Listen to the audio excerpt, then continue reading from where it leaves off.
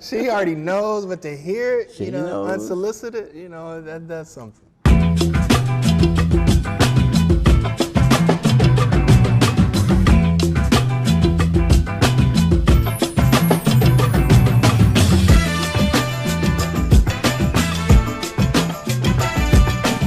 First of all, thank you for inviting us, allowing us to come back and have a conversation with you and just really learn about who you are, what you do, and where you're doing it. I'm Dr. John A. Oliver, project manager for Charlotte's Inclusive Tech Innovation Pilot, and we call it CITIP. And it's a federal grant that we received from the National Telecommunication Information Administration, centered on connecting minority communities. The theme for the grant is about broadband technology, internet-connected devices, workforce development, access, and digital awareness and inclusion. And with that, we mean digital literacy. How do you use devices that you have? And more importantly, how do those devices help you with life? So we shortened it to say devices for life. And what we found is that a lot of times people have devices, whether it be a smartphone or a tablet or a computer, and they use it at the very minimum, the baseline, when they're set up to do so much more. And once you learn how to untap the potential of those devices, it unlocks the potential for what you can do, period. And so we've also learned, and what we've known, is that many times our communities are left behind when it comes to innovation, investment, technology. And so Johnson C. Smith has an opportunity to, number one, work within the campus, supporting faculty, students, and staff, and then lean into its history of working with community, and leaning further back into that history and working with faith-based organizations. And so when we got to campus with this grant, we realized that the faith-based organizations were not as prominent in it as I liked as a project manager and my assistant liked as assistant. Mm-hmm. And so it's like, well, we begin to ask, well, who are the people in the community? Who are the faith-based organizations doing the work? Who are the people in those organizations, those churches doing the work? And what is the work that they're doing? And so we were connected with Miss Emanuel, and as they say, the rest is history, or becoming history. And that's what we're trying to create. And so thank you for having us. And so what I want us to do today is for you to share and for me to listen and then ask some follow-up questions. Sure. So if you could start off by introducing yourself, telling us where we are and telling us what you do. I appreciate that so much. Raymon Hunt, the lead pastor here at Moore Sanctuary AME Zion Church. Been in the same location since 1870, celebrating 154 years this year. The history with this church really gels with what you're doing over there at Johnson C. Smith. Property adjacent to the church was bought by members, a couple of folk in the community. And they started school there. And Plato Price, the school grew, and as segregation grew, there were individuals who wanted to have something bigger, and school was turned over to Charlotte Mecklenburg. When it closed, stayed fenced up for years. That's my understanding of the history of it. And those individuals, of course, were integrated into the school system. This church, the membership, it's just like all the rest of them. You have a gel, a molding of individuals who are professional and those who are not. This church has built 3 sanctuaries right here on this property, never moved anywhere else. Teachers, some of the members of this church my brother Martin. They named a school after him in the area not too long ago. They're here, and they're very proud individuals. This whole area at the time, this was not in the Charlotte city limits, so it was not in town, and they always talk about going downtown to Charlotte. But they had the Sunday school, they had afternoon programs that were put in place here, but there was always a connection with the school systems. People would grow up, go to college, come back into the area, some to Johnson C. Smith. Oscar Bidgood, he's a graduate from Johnson C. Smith, and he held a very important job at CMS for a number of years. He found out as I came to be pastor here, he was related to my wife. So it was just good to know. It was good to know. They were able to have an afternoon program, after school program here, used every bit of space they could. Computers, floppy drives. Going way back, floppy drives. All those kinds of things. They were interested in it. It was almost second nature that this would be the spot for that. And all the other churches around sent kids here for this program. Things grow and they close down, they start up again. Same kind of history all through town.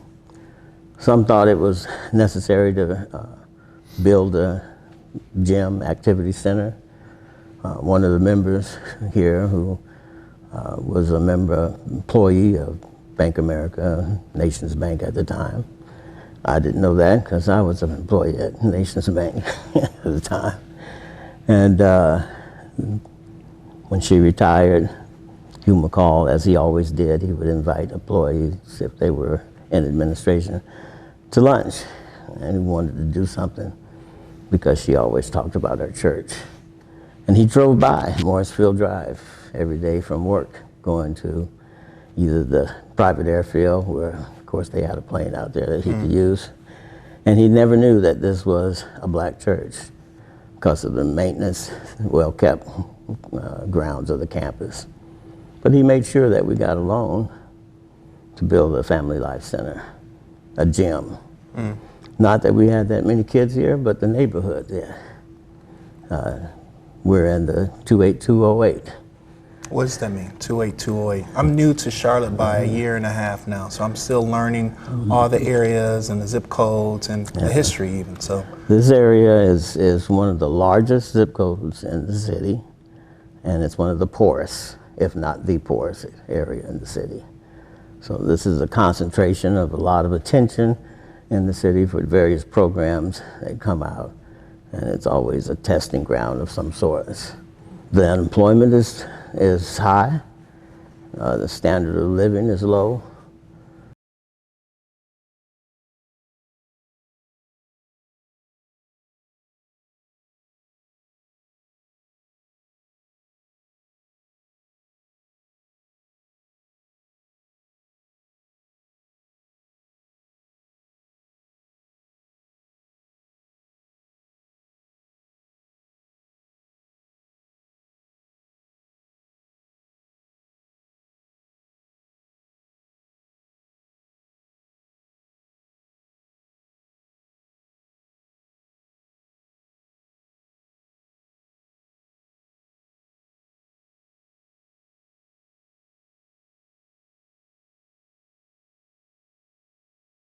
Faster along, but if you can get their attention, even if it's through basketball, you can look past the choice of language that they have at first, and then you can move on. We had a 5-star daycare here when I first arrived, but we had a problem with maintaining the paying population within the project. Of course, you can't run a daycare on government funds alone. You had to have some paying members. And they would come, attend to support it, and then they get their credentials, the employees, and they go to the bigger daycares. And we were always losing them. So we ran into personnel issue, just like a lot of the other black daycares here in the city of Charlotte. And I realized that every black church that had a daycare ended up closing them because the people were not able to have the connection, communication with outside government organizations or other individuals that could keep it going. So right now we have an after-school program here. It's not ours, we lease the space out, but we've got a hand in glove with them. Bright Beginnings has got three or four sites in Charlotte, and I support it wholeheartedly because they look like us and they understand the needs that our children have. We would have daycare, after-school program or summer program, and the kids early in the morning running up the streets to get here. Came here late one morning, a little boy was crying. Mr. Pastor, they always call me Mr. Pastor. I missed the bus, can I still come? He's drenched in because it was raining. I said, come on, man. We had wash and dry in there, get him a change of clothes. He just didn't want to be at home because the mother had her boyfriend there, and they would always beat on him. Rather be at the church. So it became a sanctuary. Not to play on the name of the church, but it became a sanctuary. And individuals like Brother Arthur Johns, who has an interest in children and making them having opportunities so they could do better, came just in time because you need that freshness, that new perspective. A lot of times members get a little complacent, and you just need someone to kindle the fire in them a little more. And it's been a godsend because we were able to be a part of a program that our sister had formed for us. And Don't be modest. What's the name of the program? Who's the sister? Sister Emmanuel, she gave an opportunity for us to join Village Heartbeat. And a lot of folks just like me, eating a little too much, but we were able to come in and have an exercise program after individuals were trained through Village Heartbeat to lead the class. And there was a lot of interest generated in that. So how long have you been pastoring here? I've been here 14 years. I've supposed to have been retired. I was a general officer in the AME Zion Church, and I'd done my tour of duty. And it was just a temporary thing. Not sure if they understand temporary does not mean 14, but. They must be using God's calendar, huh? I'm not gonna disagree. You can't go against that one. You gotta go with it, right? Gotta do it. I gotta do it. Plus, my wife said I was too young to retire. Well, okay. So she was in charge. I'm still learning how to accept that part. I'm 26 years in, so give me a little more time. It might sink in. I don't think it ever ends, but it's okay. Okay. Because you promised. Keep working. You have to keep working. I told her I'm not going anywhere, and she's not going anywhere, so we just gonna figure it out together. Yeah. And we're enjoying it. So you mentioned the church being a centerpiece for the community, and you mentioned some people here. Brother Arthur Johns. I was introduced as, I could call him AJ. AJ. Right? So it's like, people that know him and get to know him, that connection, I feel like we bonded. And so I'm leaning in, I'm like, it's the same brother, right, AJ? The same brother. And so I heard a little bit about his story and Village Heartbeat and how that program in itself was beneficial for the community and individuals specifically. And especially when we're talking about Black communities. And a lot of times we lean into the soul food, and that doesn't necessarily lean into us. And so us having to relearn how to eat, to live instead of living to eat, and then tying in exercise. Yeah. They were able to do that because I just initiated several things. No plastic utensils, no plastic cups. They're not biodegradable. So you start there. No fried foods. I mean, anytime this place, again, at a Black church, they like to eat. So we wouldn't order fried foods, or we wouldn't do all those other great staples that are in our community. Thank the Lord. I'm not one for eating chitlins, but grew up on a farm. I had to take them to them to clean them and wash them before they could eat them. So I knew then and there I wouldn't be eating chitlins. Chitlins or chitterlings? That's what they have You on the may box. call them Chitterlings. whatever you want to call them. I knew I wasn't eating them. But if you know better, my mom used to always say, you'll do better. And that's what we try to present to the people. If you know better, you'll do better. A lot of historic personalities. Our Congressman Watts attended Plato Price School. There's another gentleman, I can't remember his name, but he's the first heart surgeon, black, in this area. Went to Plato Price. He was able to share the 2 microscopes that the science lab had. Oh, wow. Leftover microscopes from in town. And you have that being produced right here in this community. What could you have done if you had the resources, if you had the right communication skills and equipment to reach out to the masses, to say, we are offering this, the door is open, you can come in. So that's part of what Johnson C. Smith and this grant Connecting Minority Communities is aiming toward. We know that technology is embedded in everything in our lives. Everything.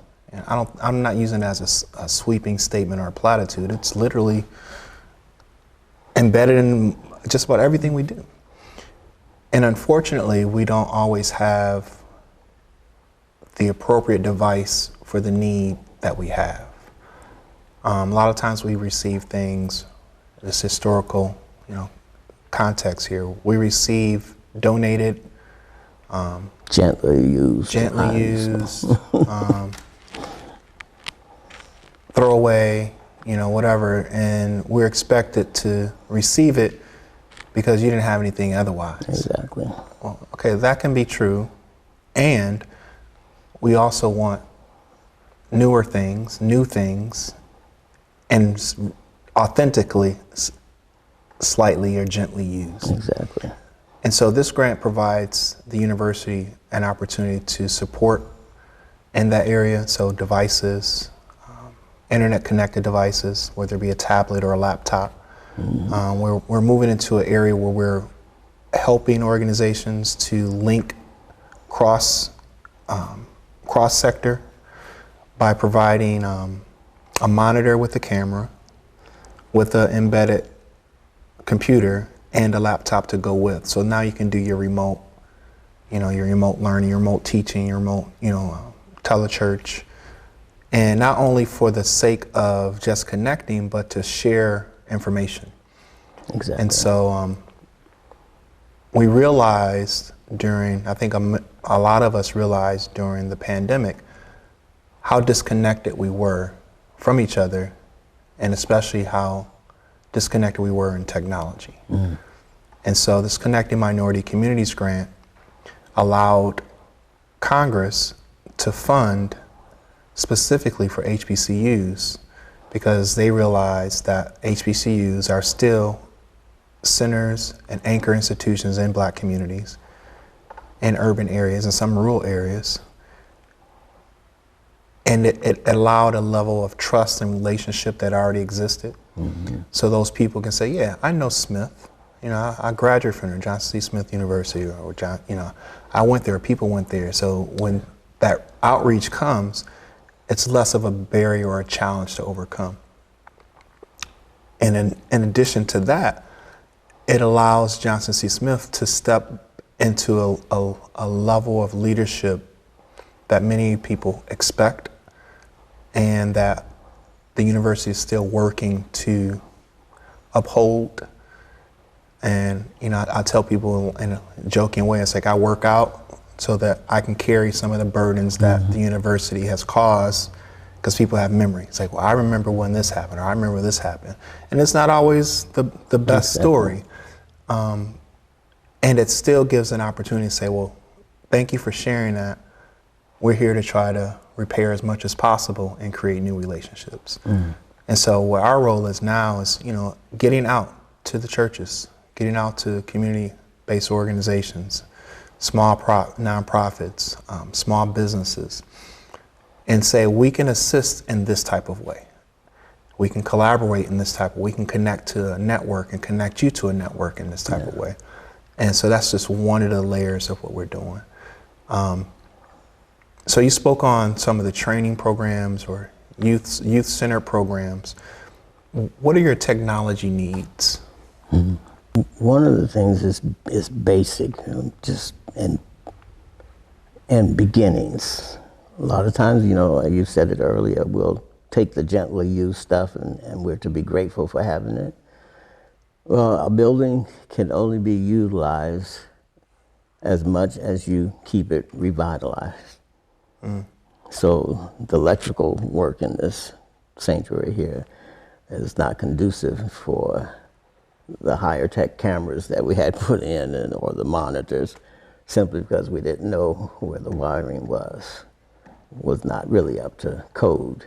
So we need to figure out exactly how to rewire things. That's not going to be an arm and a leg or take away from other ministries that we're responsible for. The Wi-Fi or the broadband usage based on what either the companies, which was AT&T and I forget whoever, Spectrum, they don't offer you the kind of equipment that you really need to do a broadcast or something like that. So we're looking to retrofit the building when you got all of the outlets on the same circuit and then can't plug but two things in at a time. What was the real problem? Well, the real problem was wiring. That's one of the basic things. We've got this equipment in here simply because people donated it. Not because they had deep pockets, but they saw the vision that the pastor was trying to do. And it was, supported by COVID because it forced us to do alternative ministries. And it worked out really well. The numbers of individuals that watch the broadcast is about more than the number that come to the service. We look at about 100 people on Sunday, and there's more to us than that. Other things that we could be doing, the training that could go along with the equipment that we have. So we're just now getting into that, and that's not my skill set, so the pastor is looking for others to take leadership in it. So that's where we're there. So the ministries that you're pouring into, what are some of them? We have several groups of younger people that utilize the gym more outside the church than inside, because it's an aging congregation and those children have grown up and moved away. So anytime we allow the use of the gym, we try our best that they have not only the use of the gym, but they have access to the story that Jesus has given us, that they're more than just playing basketball. There's more to life. So we have to pour into them whenever we have them in our view, when we have them in our space. Leadership development is key. Next door is a company that builds these wooden pallets, and brothers can go over there and get a job. The harder you work, the more you could earn, but then that's all they want. So in conversations with them, I have to let them know there's more to life than just that. If you're going to create something for your children that you're having so that they can have it when they're grown up, you got to do more than what's over there. Sometimes, and they'll come and they'll join in and participate. So that's where we are with that. It's not the number of ministries, it's the commitment to the ministry. When I pulled up, I parked in a space that said edible landscape. What is that all about? Yeah, again, my friend Sister Manuel, she did that for us. Get the kids together, do a little workshop on how to build high-rise beds. They put it all together, listen to the instructions, get them to plant the seeds, get them to water it, and their eyes are just exploding. So we have that. It's not at a maximum use, but it's still growing. So they get excited about, Reverend, are we going to plant this year? So you can plant all year round. This climate here almost allows you to plant all year round. So it's a program that the county of Mecklenburg actually has, Parks and Recreation. They come over here and give you a little tutorial, and if you need the supplies, they'll supply it. So we're grateful for that, and I think a lot of the members love the collard greens that the kids in the pasture planted. They ate off 7 or 8 of the watermelons that we had out there just this year. You grew those in there? I didn't grow them, the Lord did. I planted and he gave the increase. So the kids planted and they go, can we go and get them? Yeah, help yourself. What is that, a squash? I don't like squash. So you just hadn't had them prepared. You haven't had it cooked right. Right. Cucumbers. You can eat cucumbers, yeah, wash it off and just bite it like an apple. It's not going to taste any different than if you had it somewhere else without the vinegar. A little vinegar, a little salt, a little pepper on A there. little salt and pepper. But opportunities just to let them absorb it. Kids are just like sponges, they just soak it up. If you're there to give it, they'll soak it up. You mentioned it's a senior population or seasoned population. What are some of the tech needs or technology connections that could benefit them? Yeah. This week, actually this Saturday, when there's a ministry fair being held here at the church. And I've just found out since COVID that the son doesn't know where mama's insurance is. The daughter doesn't have a relation with the daddy. So she leaves home too early for them to have the kind of impact on her life. And then the parents die and nobody knows what to do when they come to the church. So being able just to talk with seniors, build that trust factor, because a lot of times they just don't trust the kids to have their $10 that they've been saving up. And they don't want to spend it right then and there. But just learning how to maximize their funds that they're getting. And those who came before us, they were good at putting $2 together. And before you knew it, they had several $1,000s. They might not have had it at the bank, but it was somewhere around there. So building that trust, that communication with families, getting them to understand you got to have some insurance. If you're gonna die and leave the family with the problem of trying to put you away, those kinds of things are helpful to the seniors, and it's helpful to the children because they don't have to worry about it. Pastor will talk about death before it's time, because it's something you got to be prepared for. There's a piece of scripture that says, tomorrow's not promised to you, so you got to be prepared for it. And saving, learning how to manipulate that dollar is helpful. Not just for the young, but for the older ones. They've got different techniques in saving because they had different priorities. 2-generation approach, and sometimes there may even be 3. The child, the parent, and the grandparent. Where we're hoping to share technology use with the youth because they use it all the time and they pick it up really fast. But then that youth can then turn around and share with the parent or the grandparent on how to use that same device for their needs. So I use an example of when I was growing up, the VCR was the bee's knees. That was a thing, right? And you could program it so that it came on at a certain time every day and it shut off. And all you had to do is just remember to have a new tape in there so it didn't tape over. My dad was a techie, he had the high 8, video camera and all those things that, the 8-track and the reel-to-reel. But the technology started picking up and it bypassed how quickly he learned. So I picked it up. And so he would call me, my middle name's Anthony. So he would be like, Ant, come here and program this VCR. And so I go in there and program it. So the Sanford and Son came on and it went off, and then the news came on and it went off, and then I programmed. My mom was like, well, I want to program something too. Come program it so my stories can come on. So I come program it. And eventually they learn how to do some of that. Yeah. So fast forward decades, now we have computers, laptops, iPads. And so the same device, right? This, iPad, it's fun, but it's also a tool. Exactly. So people can use it to do work. You can use it to connect, FaceTime, or get on Facebook or whatever network, look up recipes, and you can do all those things, but it can also be intimidating because it's so much. And so we're hoping to use this as a tool to bring generations together.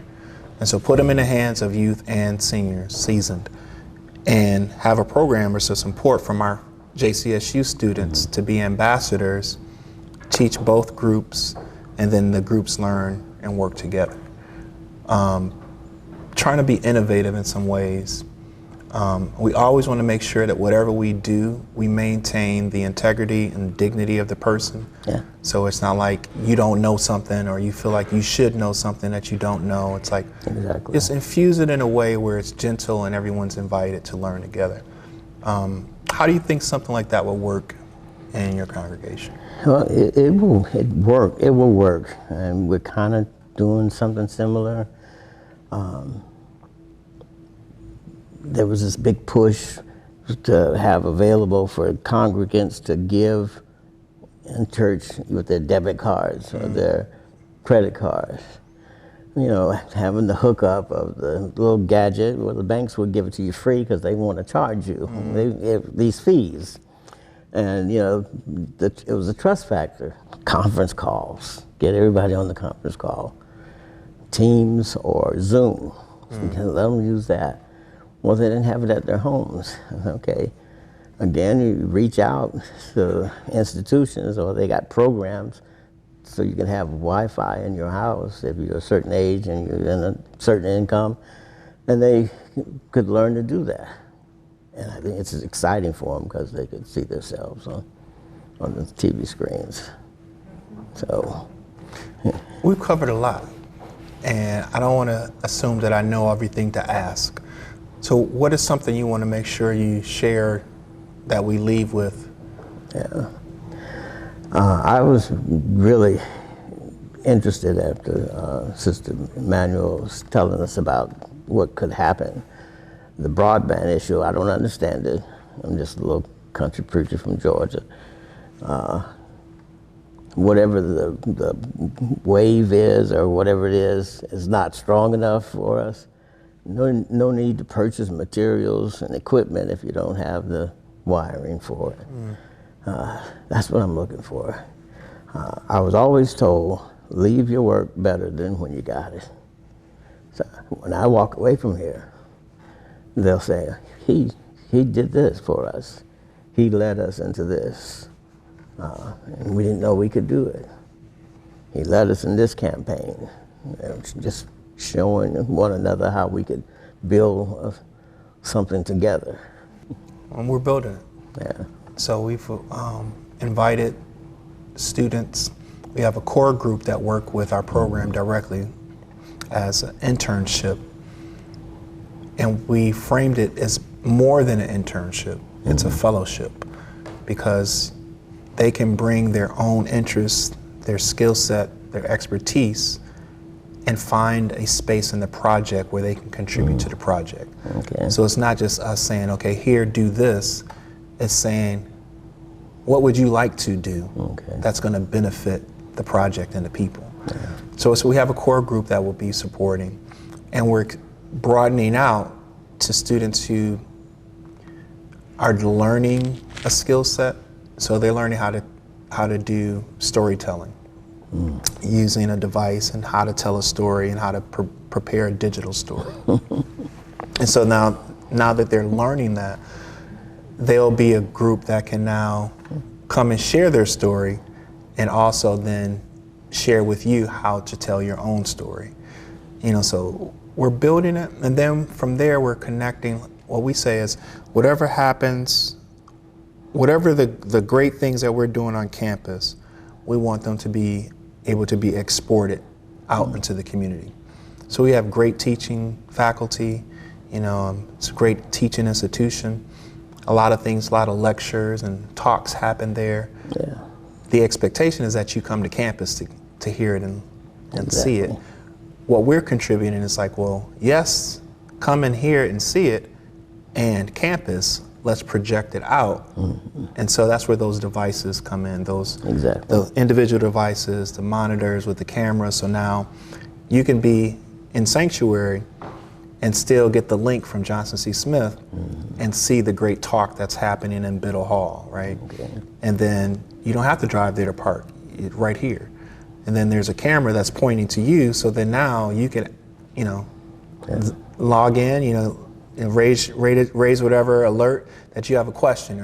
We're gonna take questions from the audience now. Yeah. They talk to the people in Biddle, and then, okay, we have some remote locations. We have,